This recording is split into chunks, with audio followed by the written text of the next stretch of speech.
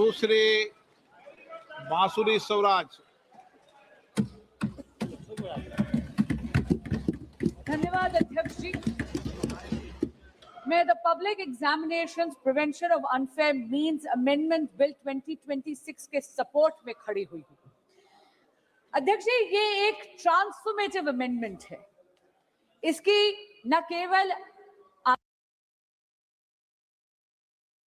आवश्यकता है बल्कि ये आज के समय की मांग भी है। और इस अमेंडमेंट को लाना आदरणीय प्रधानमंत्री श्री नरेंद्र मोदी जी की संवेदनशीलता और उनकी जिम्मेदाराना सरकार का प्रमाण है। अध्यक्ष जी, जब एक कॉम्पिटिटिव एग्जामिनेशन कॉम्प्रोमाइज होता है तो उसका असर केवल उस कैंडिडेट पे नहीं होता जिसका भाग्य दांव पर लग जाता है। इसका असर तो उस उनींदी मां पर भी होता है जो सुबह 4 बजे गर्म दूध और भीगे हुए बादाम अपने बच्चे को खिलाती है। उसका असर उस पिता पर भी होता है जो अपनी इच्छाओं का त्याग कर कर उस बच्चे की फीस भरता है। स्वयं प्रधानमंत्री श्री नरेंद्र मोदी जी ने कहा है कि पेपर लीक एक घोर अपराध है। और इसीलिए मैं यहां कहना चाहूंगी और इस सदन को आश्वासन देना चाहूंगी कि आदरणीय प्रधानमंत्री श्री नरेंद्र मोदी जी के लिए पेपर लीक को घोर पाप कहना केवल एक बयान नहीं है, ये उनकी सरकार की नीयत है। इसीलिए ये अमेंडमेंट आज यहां पर लाया गया। Speaker sir, a law is a living instrument. It needs to evolve with the challenges that it faces. And in a democracy as complex as ours, in a democracy as large as ours, an examination is definitely the truest, most meritocratic ritual. Because this is one ritual where under the same clock, the son of a laborer and the daughter of a CEO sit down, answer the same set of questions, and get judged by the same yardstick. When such a ritual, such an examination is compromised, what gets diluted is a very holy covenant. A covenant that binds the most striving children of India. A quiet promise that in India, effort and merit alone shall prevail. अध्यक्ष जी, आज परीक्षा mafia संगठित हो गया है, cross state criminal network बन गया है। और ये बिल, ये जो संशोधन आज लाया गया है, ये ज्यूरिसडिक्शन की उलझन को सुलझाता है, उसको समाप्त ही कर देता है। क्योंकि इस बिल में ये प्रावधान है कि केंद्र सरकार एक स्पेशल टास्क फोर्स का गठन कर सकती है इन्वेस्टिगेशन के लिए। और एक बार जांच शुरू हुई तो घड़ी की गिनती चलने चलती है न्याय के पक्ष में। क्यों? क्योंकि ये बिल ये प्रावधान भी देता है कि हर स्टेट और हर यूनियन टेरिटरी में एक स्पेशल फास्ट ट्रैक कोर्ट का गठन हो। यही नहीं, इन्वेस्टिगेशन एजेंसीज को ये बिल ये कहता है कि आपको मात्र 2 महीने के अंदर अंदर पूरी की पूरी प्रक्रिया समाप्त करनी है। और जो फास्ट ट्रैक कोर्ट है उसको पूरा का पूरा ट्रायल 3 महीने के भीतर भीतर खत्म कर कर अपना फैसला देना है। डे टू डे ट्रायल के साथ साथ ये भी प्रावधान इस संशोधन में दिया गया है कि स्पेशल पब्लिक प्रोसिक्यूटर्स अपॉइंट करे जाएंगे। उनका एकमात्र काम होगा केवल और केवल इस प्रकार के मुकदमों की पैरवी करना और किसी भी प्रकार की अननेसेसरी एडजर्नमेंट कोर्ट नहीं देगा। अगर किसी भी प्रकार की एडजर्नमेंट कोई भी पक्ष अगर लेगा तो उसके रीजंस जज राइटिंग में नोट कर कर देगा।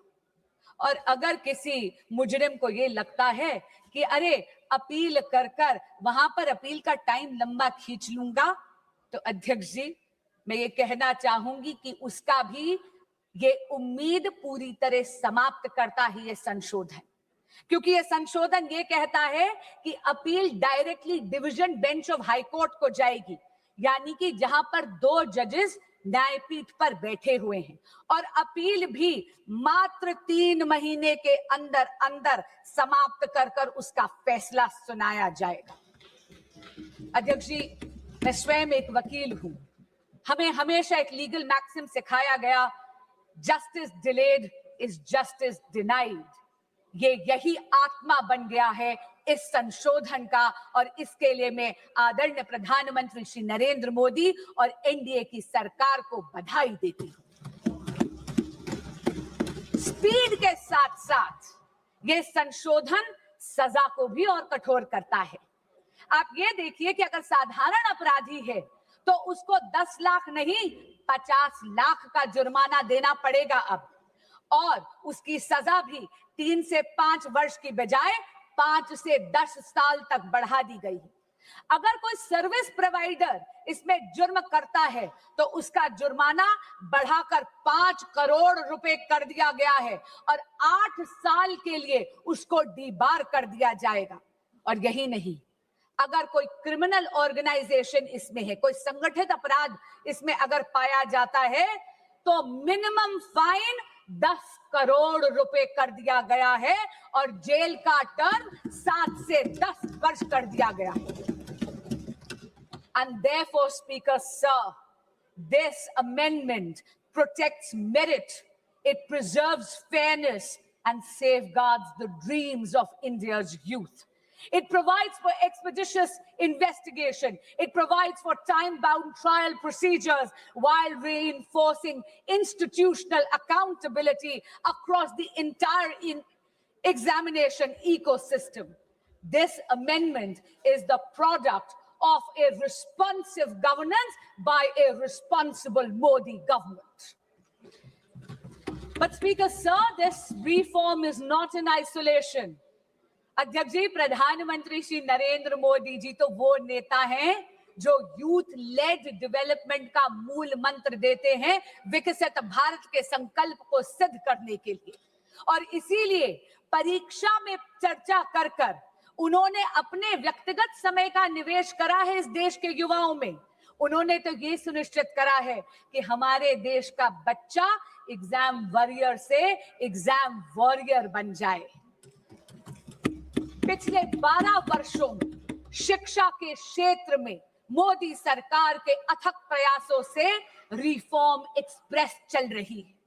आप देखिए 12 सालों में अध्यक्ष जी, medical colleges and medical seats have doubled, दुगनी हो गई है उनकी संख्या। यही नहीं, आईआईटीज अब 16 के बजाय बढ़कर 23 हो गई हैं। आईआईएम्स 13 से बढ़कर 21 हो गई हैं। Functioning AIIMS, all India institute of medical sciences अब 7 नहीं, मोदी सरकार के कार्यकाल में 7 से बढ़कर 20 हो गई है। यही नहीं, नंबर ऑफ यूनिवर्सिटीज भारत में मोदी जी के कार्यकाल में 60% से ज्यादा हो गई हैं, बढ़ गई हैं। As far as higher education enrollment statistics are concerned, अध्यक्ष जी, 91 लाख एडिशनल स्टूडेंट्स अब हायर एजुकेशन के इंस्टीट्यूट्स में एनरोल करते हैं, जिसमें से 50 लाख महिला स्टूडेंट्स है, फीमेल स्टूडेंट्स है। और हाँ, एससी स्टूडेंट्स की एनरोलमेंट तो 44% हो गई है। एसटी स्टूडेंट्स की संख्या बढ़कर 65% हो गई है। अध्यक्ष जी, ये विस्तार केवल अफसरों का विस्तार नहीं है, ये सामाजिक न्याय का विस्तार है। लेकिन मोदी सरकार ने रिफॉर्म्स को केवल इंस्टीट्यूशंस तक सीमित नहीं रखा, डिजिटाइज कर कर यह सुनिश्चित कर दिया कि दीक्षा के माध्यम से एजुकेशन हर बच्चे के मोबाइल फोन तक पहुंच जाए। ईट पाठशाला के माध्यम से पूरी की पूरी लाइब्रेरी अब बच्चों की हथेली में है। CUET जैसा एडमिशन प्रोसेस के लिए एग्जामिनेशन लाकर एडमिशन प्रोसेस को और ज्यादा पारदर्शी यानी ट्रांसपेरेंट बना दिया। और NEP 2020 में भारत की एजुकेशन सिस्टम को रिजिड स्ट्रीम से मुक्त कर दिया गया है। यदि कोई स्टूडेंट बायोलॉजी के साथ साथ म्यूजिक पढ़ना चाहता है तो उसको अब अपनी प्रतिभा में किसी एक सब्जेक्ट का चयन करने की जरूरत नहीं है, क्योंकि नरेंद्र मोदी जी ने यह सुनिश्चित कर दिया है कि प्रतिभा ना परिस्थितियों की अधीन होनी चाहिए और ना ही एजुकेशन स्ट्रीम्स की मोहताज। अध्यक्ष जी, जब अफसरों का विस्तार होता है तो उसके साथ साथ उन अफसरों की निष्पक्षता भी सुनिश्चित करनी अनिवार्य है। ये अमेंडमेंट बिल 2026 का यही सुनिश्चित करता है। अध्यक्ष जी, इस सदन में पिछले 2 वर्षों से मैंने देखा है कि बहस तथ्यों पर होनी चाहिए, बहस नैरेटिव पे नहीं होनी चाहिए, बहस प्रमाणों पर होनी चाहिए, बहस पूर्वाग्रह पर नहीं होनी चाहिए। इसीलिए मैं ये जरूर कहना चाहूंगी आपके माध्यम से विपक्ष के साथियों को, सबसे पहली बात तो बेल सरकार नहीं, इस देश का कोर्ट देता है और लोकतंत्र में judiciary is independent of the executive and the legislature. दूसरी बात मैं ये कहना चाहूंगी, कांग्रेस के साथी और विपक्ष के कुछ साथी एक नैरेटिव बिल्ड करने की कोशिश कर रहे हैं, जैसे कि पेपर लीक की समस्या, एग्जाम कॉम्प्रोमाइजिंग की समस्या केवल और केवल 2014 के बाद पैदा हुई। अध्यक्ष जी, मीडिया की रिपोर्टों का अगर हम सच माने तो विपक्षी दलों के जहां जहां पर शासित राज्य हैं और पिछला जब एक दशक था, जब 2014 से पहले कांग्रेस लेड यूपीए सरकार था, तब एक नहीं दो नहीं बल्कि टोटल 22 बार पेपर लीक होकर कैंसिल करने पड़े। उनमें से कांग्रेस लेड यूपीए सरकार के अधिकार क्षेत्र में आने वाले 6 ऐसे एग्जामिनेशंस हैं जो सीधा केंद्र सरकार के नीचे आते थे। अध्यक्ष जी, AIIMS PG examination 2006, ICAI CPT examination 2007, CLAT 2009, Railway Recruitment Board Examination 2009, AIEEE 2011, SSC CGL Examination 2013, ये सारी की सारी पेपर लीक तब थी जब विपक्षी दल सत्ता में था, यानी कांग्रेस लेड यूपीए गवर्नमेंट थी। अब मैं राज्यों के कुछ आंकड़े आपको देना चाहूंगी। राजस्थान में जब कांग्रेस की सरकार थी तो REET, RPSC, senior teacher recruitment, police constable examination recruitment, forest guard recruitment, CHMO recruitment exams leak हुए। टीएमसी की जब सरकार थी पश्चिम बंगाल में टीचर रिक्रूटमेंट स्कैम में सुप्रीम कोर्ट ने 27,753 अपॉइंटमेंट्स को कैंसिल करा गया, क्योंकि उन्होंने उसमें फ्रॉड और मैनिपुलेशन पाया। यही नहीं, जब बीआरएस की सरकार थी तेलंगाना में तो टीएसपीएससी पेपर का लीक हुआ। उत्तर प्रदेश में जब सपा की सरकार थी तो police constable recruitment paper leak हुआ।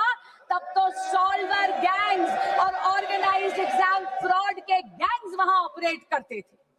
और हाल ही में पंजाब में, ये तो इसी साल की बात कर रही हूं, फार्मेसी ऑफिसर रिक्रूटमेंट एग्जामिनेशन में तो हाई टेक यानी ब्लूटूथ का इस्तेमाल कर उस पेपर को कॉम्प्रोमाइज करना गया।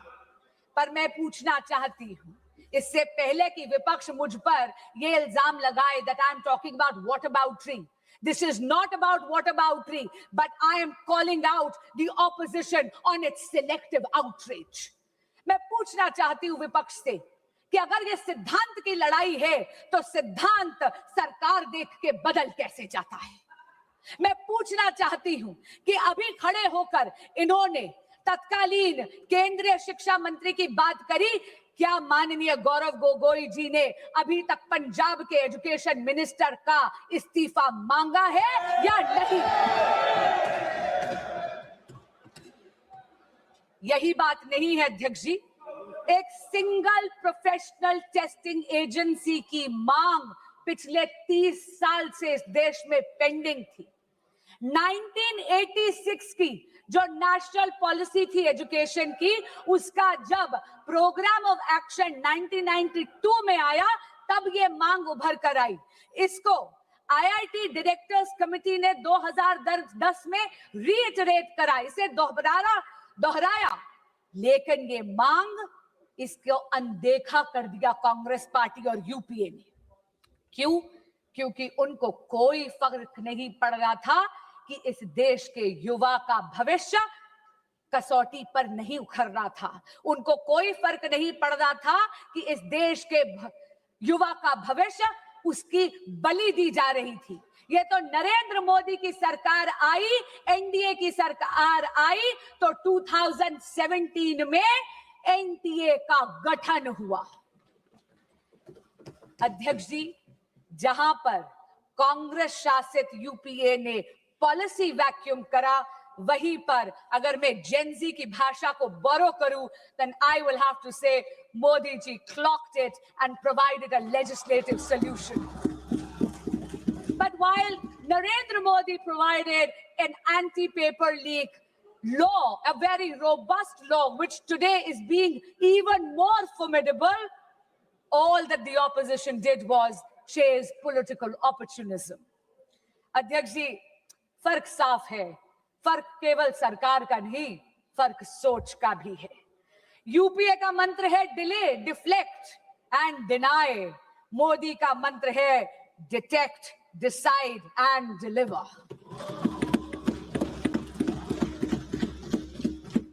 इनका ये रवैया देख के अध्यक्ष जी, कभी दुष्यंत की दो पंक्तियां मुझे याद आती हैं। तुम्हारे पैरों के नीचे कोई जमीन नहीं है, तुम्हारे पैरों के नीचे कोई जमीन नहीं है, कमाल है कि फिर भी तुम्हें यकीन नहीं है। अध्यक्ष जी, अपनी वाणी को विराम देने से पहले मैं ये जरूर कहना चाहूंगी कि बात राजनीति की नहीं है, बात इस देश के युवाओं की है। और इस देश के युवाओं का भविष्य किसी भी राजनीतिक विचारधारा या दल की डिफरेंसेस से ऊपर है। और इसीलिए मैं यहां से, इस सदन के पटल से, हर प्रकार के एग्जामिनेशन माफिया को चेताना चाहूंगी कि आप इस सदन के संकल्प से बड़े नहीं हैं। और आज आपके माध्यम से अपील करना चाहूंगी विपक्ष के साथियों से और सदन के एक एक सदस्य से कि सर्वसम्मति से आज इस संशोधन को पारित करिए। अब ना कोई पेपर बिकेगा, ना किसी का सपना झुकेगा। जो युवाओं के भविष्य को लूटेगा वो सलाखों के पीछे रहेगा। जय जगन्नाथ। बहुत बहुत धन्यवाद। श्री अखिलेश यादव जी।